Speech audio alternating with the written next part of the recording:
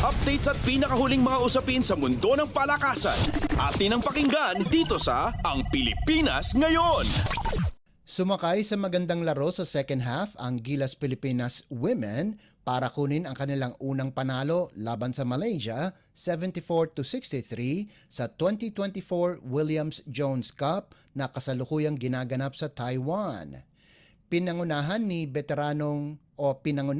veteranong si April Bernardino ang Nationals kung saan nakalikom ito ng 13 puntos, 6 na rebounds, 6 na steals at 2 tapal para mapaganda ang kanilang record sa 1-1 kasunod ng kanilang kabiguan sa kamay ng Chinese Taipei B 73-60.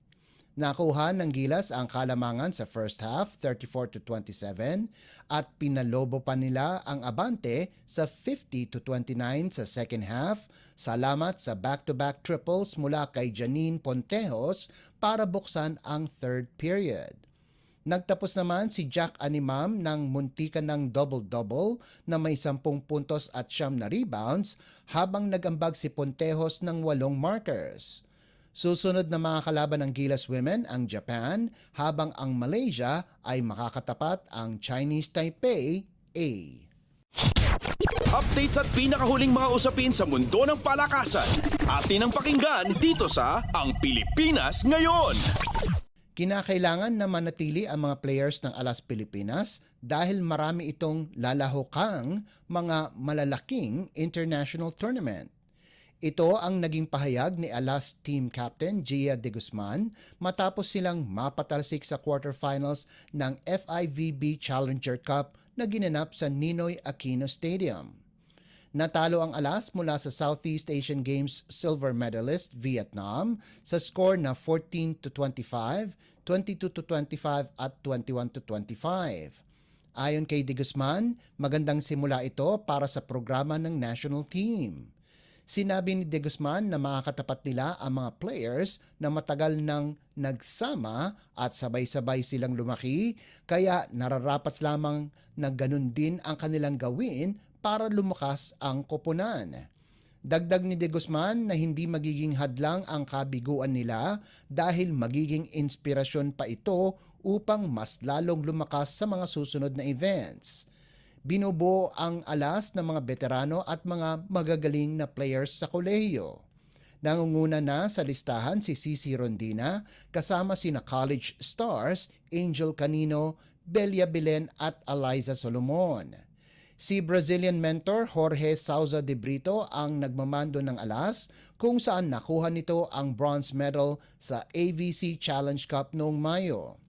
Sinabi ni De Brito na magsisimula kaagad ang kanilang ensayo sa Japan mula Hulyo 14 hanggang 25 para paghandaan ang 2 legs ng Southeast Asian V-League na ang Vietnam at Thailand ang magsisilbing host sa Agosto.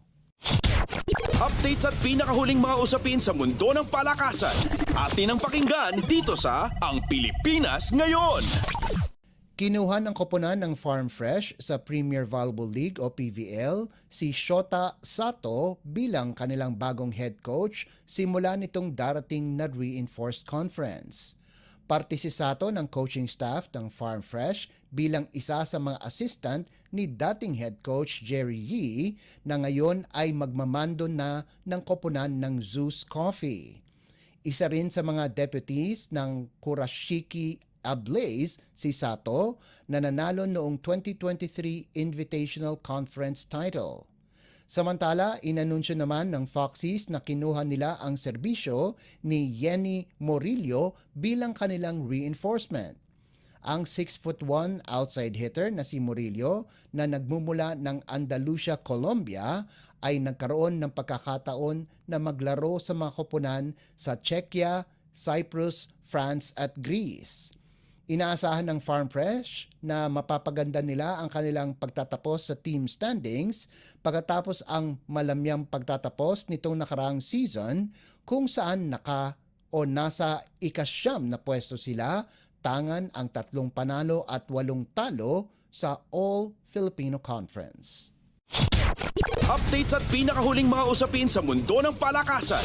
Atin ang pakinggan dito sa Ang Pilipinas Ngayon. At yan ang pinakahuling balita sa larangan ng palakasan. Para sa Radyo Pilipinas World Service, ito po si Leo Magpayo. Magandang araw. Updates at pinakahuling mga usapin sa mundo ng palakasan. Atin ang pakinggan dito sa Ang Pilipinas Ngayon.